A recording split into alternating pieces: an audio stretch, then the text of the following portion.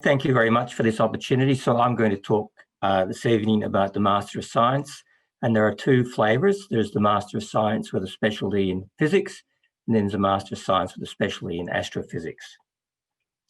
Now, for people who perhaps from outside Monash, the question that might be asked is, why would you want to do a Master of Science in physics or astrophysics at Monash? And I guess the answer comes in many forms, but one is that Monash is one of a small number of universities that offer a wide spectrum of coursework topics and also research activities. And I've used the comment from A to Z, and by A to Z, I mean things ranging from astronomy and astrophysics and atom optics all the way through to X-ray and synchrotron science. And then Z is the Zepto scale, which is of the 10 to the minus 21 meters. And as you may know, small scales mean high energy, so that scale represents the high energy frontier, the frontier of particle physics. And so we cover all of these areas, which means that we are able to deliver coursework and also projects in all those areas. And that flexibility, as well as the depth, is one of the attractive features of our MSc in physics or astrophysics. We also have research projects which are complemented by very good facilities, the New Horizons Research Centre, and also the facilities in the main physics administration area, which has our teaching spaces. And so students would be assigned to a desk with computer facilities in the New Horizons Research Centre, and they'd form a community of researchers within that. And that would be possibly where their supervisors located, although it would depend very much on which projects they were doing. Now, one measure of the quality of research, which is called the ERA, or Excellence in Research for Australia, and this is an audit of research activities that is carried out every few years, and it's a government audit. It's an arm's length audit, and every university has to submit to it. And in the 2015 and the 2018 audit, which is the last two, Monash was one of a small number of institutions that received 5s, which is the highest ranking, well above world standard in all our fields of research, including a 5 overall. And also we were one of the small number that received the highest rating for the impact of our research.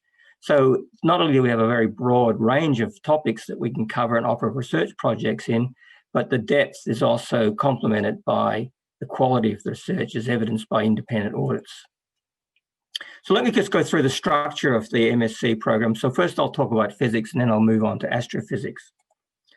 So if you've completed a 3-year undergraduate degree with your cognate discipline being physics, and as I said, I'll talk about astrophysics presently, then you have 2 options. If you're a domestic student, you may elect to do the first year of the Masters as an honours, and that will count as the first year of the Masters, and then you'll be given course credit to move into the second year of the Masters, which will then complete the 2-year Master's degree. And the reason that we do this is that we've aligned the honours program with the first year of the Master's program. So both in honours and in the coursework Masters, in the first semester, in year 1, you choose 6 coursework topics, and you can choose them from this range: quantum mechanics, which is compulsory for students doing physics; quantum computing and information theory, which touches on the exciting domain of quantum science and the revolution that we hope quantum computing will bring to that; general relativity and cosmology, which again is a really exciting and active area of research within the school; quantum field theory, which is really pivotal to particle physics; condensed matter physics, which is another area of active research; classical electrodynamics and field theory; statistical mechanics; digital image processing; and X-ray optics and synchrotron science. So you choose 6 of these, and they're broken up into 2 chunks of 3. So you do 3, a 2-week break where you complete your assessment, and then you do another 3.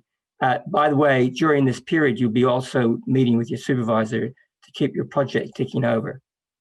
So the project in the first year goes for the whole year, but in fact, since you're doing coursework in the first semester, we tend to find that students don't devote as much time as they should to the project, but the second semester is entirely devoted to the project, and so you don't have any coursework to get in the way of doing your research.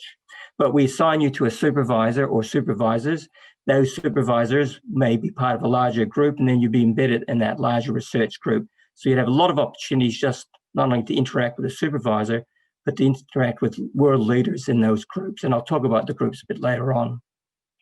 So just in summary, in the first year, you can enter as honours and count that as the first year of masters. And then you can proceed to the second year and complete the masters. The first semester is entirely devoted to coursework, but the project is maintained by weekly interactions with the supervisor. The second semester is entirely a research project where you maintain, of course, that interaction and close involvement with the supervisor and the research group. In the second year of the masters, the course structure is similar. This time you have 6 advanced coursework topics that build on what you've done in first semester. So advanced quantum mechanics will build on quantum mechanics, quantum field theory 2 will build on quantum field theory, statistical field theory will build on statistical mechanics, and so forth. So you have advanced general relativity, condensed matter physics, part 2, advanced data analysis and machine learning, quantum fluids, quantum information theory 2, magnetohydrodynamics, parts 1 and 2. And again, you would complete the coursework in the second year in the first semester. And then in the second half of the year, semester 2, you would continue and complete your research project, and that would lead to a full MSc thesis. So the thesis is over 2 years. The project will start in the first year and continue into the second year. And then you would submit a full-blown master's thesis, something that you'll be proud of, and also something which will lead to research publication. So one of the hallmarks of our programs is that students are often able to do work of sufficient originality that they will able to publish that work. All right, I'm happy to answer questions on that if you should have them, but I'll continue with the MSc program in astrophysics. And as I should say that following that, you can either use this skills you've learned to go into industry, or you can continue on and undertake a PhD. The structure for the MSc in astrophysics is the same. So again, you have semester 1, 6 coursework units. Of course, these are very much oriented towards astrophysics, so computational astrophysics. General relativity and cosmology is actually a common unit among physics and astronomy because we figure that both astrophysicists and physicists should know about general relativity and cosmology. Advanced observational astronomy, which is a hands-on topic allowing you to utilize our telescopes to take data, analyze data. Digital image processing, stars and stellar processes, which we call stellar astrophysics part 1. And then there's the origin of the elements, which is stellar astrophysics part 2. And then dynamics of exoplanets. So that completes the coursework in astrophysics in semester 1. Again, semester 2 in astrophysics is entirely devoted to the project. And this pattern continues into second year, where you do 6 advanced coursework topics in astrophysics, and these are chosen from high energy astrophysics, advanced general relativity, advanced data analysis and machine learning, magnetohydrodynamics parts 1 and 2, radiation astrophysics, and then there's a suite of special topics which are really aligned to the research specialties within the school, and there's quite a range of them, in fact, ranging from stellar nova remnants and supernova to observational astronomy using SDS5, other major observing platforms such as ESO, the European Southern Observatory, and so forth, and not the least of which, of course, is our strength and gravitational wave astrophysics. And then again, semester 2, in second year, you complete your astrophysics project, and then you write up a substantive MSc thesis. Also, I'm happy to talk about assessment, but that's getting into a little bit too much detail at this stage. But if you have questions about assessment, happy to discuss those at the end. Often people ask, what sort of careers do we get? The career opportunities are very diverse. So let me talk about the general things first and then highlight some specifics. So the areas where astrophysicists and physicists find gainful employment are really extraordinary. And I mean, the obvious ones are in astronomy and astrophysics, but you may be surprised to find that the skills, especially in data analysis, data analytics, machine learning, and artificial intelligence, which are part of our core topics, they find use in enormous ranges from consultancies, banks, major corporations of all kinds are desperately interested in people with deep analytical skills, problem-solving skills, communication skills, skills such as the capacity to deal with large data sets in a meaningful way and visualize it. So there's a very wide range of current employment opportunities. There are a lot of future careers which are just emerging associated with the next generation electronics, which I've called it atomitronics and spintronics, complex systems modeling, everything ranging from the brain, consciousness, biology, and medical imaging through to complex environmental modeling, and of course, quantum computing. I've already highlighted machine learning, artificial intelligence, and big data analytics. This is something that's going to really explode over the next 10 years. And the skills that you acquire in both physics and astrophysics really position you very well. A number of our graduates have found employment as data analysis or data analytics experts in areas as widespread as vicinity centers, banking sector, consulting sector, logistics sectors, and so forth. So, of course, the next generation of nano-engineered structures is also an emerging area of technology. So let me just give it some very specific examples of where people have found employment. Let's talk about industry. So these are some of the industrial sectors our graduates have found employment in. Agilent, which makes scientific instruments, Optiscan, which makes confocal microscopes, Bosch, which makes high-end advanced components for the automotive and other sectors, Solar, Cyclotech, which makes radiopharmaceuticals and so forth. So that's a few of the industry sectors. Then, of course, there are government research laboratories, CSIRO, Defence Science and Technology Organisation, the Australian Nuclear Science and Technology Organisation, Bureau of Meteorology. In fact, one of our graduates has just been employed in the Bureau of Meteorology. What was his background in? Particle physics. Why did he get employed? Because he could do what others couldn't. He could take huge amounts of data, analyze it in a meaningful way, and do it creatively.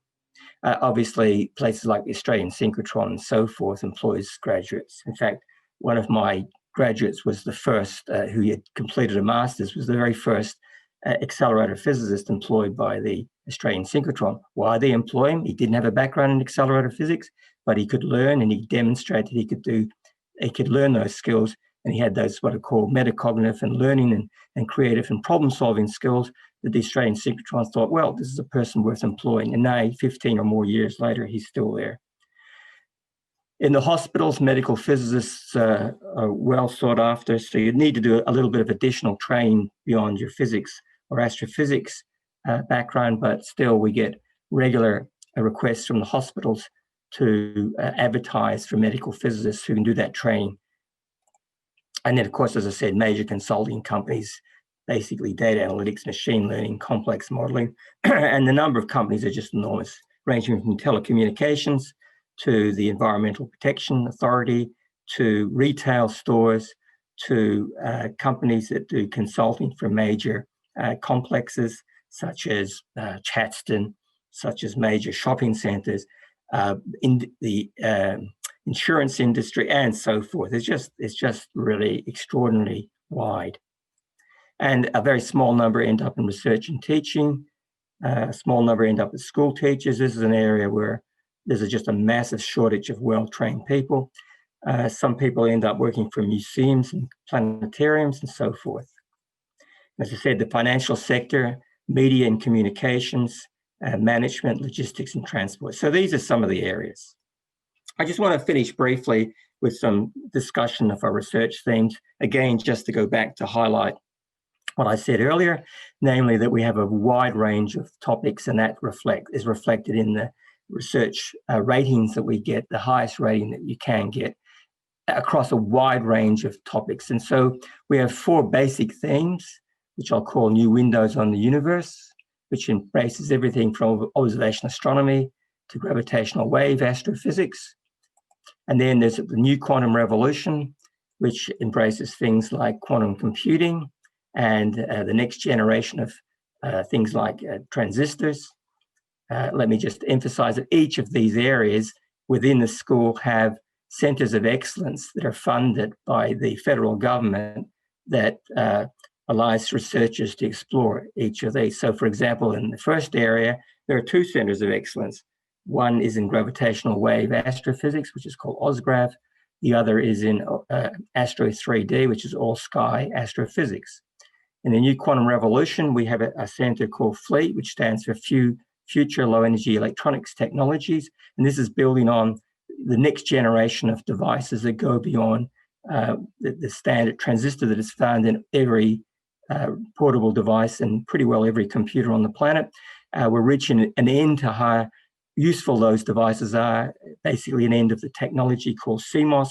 So we're looking at new quantum states of matter, topological insulators based on condensed matter physics, which will push this new quantum revolution and new devices.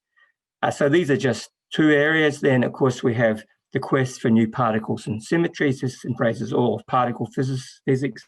And Monash is one of the very small institutions in Australia. In fact, I can count them literally on the fingers of 4 fingers that does both research into experimental and theoretical particle physics. And again, there's a center of excellence associated with that, with particle physics. It's admittedly a legacy center, but it is a center called the Particle Physics Center at the terascale. And then there's this whole area of new ways of seeing and understanding the world using light, using atoms, using neutrons, using X-rays, and so forth. And so this is a really big area, and it allows us to investigate things like biomedical science, bring insights from physics to understand clinical practice associated with, for example, how the lung functions, how the brain functions, how our disease states can be manifest through these new ways of seeing and understanding the world, and even things really quite esoteric like the nature of consciousness. A couple of our researchers have teamed up with both engineers, medical people, and philosophers to try to understand the nature of consciousness, and they've just published some work which is really quite exciting, where it's not just theoretical speculation, but the physicists have actually done models of consciousness and then trialed them out on a biological system, namely a very simple system, an insect in this case, just to understand the complexity of what's going on when some entity has some capacity to relate to the world other than in an innate way. Okay, so within these centers, of course, we have all the traditional names, and I won't go through them, but this just speaks to the vast array of topics. And each of these have projects within them. The number of projects currently on our books is around about 100 projects. And even if you find that they are not exactly what you're interested in, we can tailor projects for what you are interested in. And as I said, again, this is useful to list research centers, not because I want to boast of the research centers, but because as a master's student, you would have a supervisor or supervisors, many of whom would be associated with these research centers, which means you automatically have a very wide network, not just within Monash, not just within Australia, but internationally. And so these centers are really important. So FLEET, OSGRAV, Astro 3D, COAP, Center for Astrophysics, Center for Atomically Thin Materials, Center for Electron Microscopy and Nanofabrication. As I said, if you come to Monash, enroll in a master's, then you'll be located in this building. It's the New Horizons Research Center, which is a state-of-the-art building that houses all our experimental facilities, and it houses many of our students, especially honors and masters and PhD students. It's not the only building. It doesn't accommodate all the theorists who are in another building, but it just shows you the kind of facilities that you might have available to you. So here's some internal pictures of the internal spaces within New Horizons. And I won't go through all of the other research facilities. I think I might just stop there and just very quickly go through these slides, because it just highlights just the opportunities that you have available to you. And I'm quite happy to open up to questions on the chat. So thank you. And if you have questions, delighted to answer them.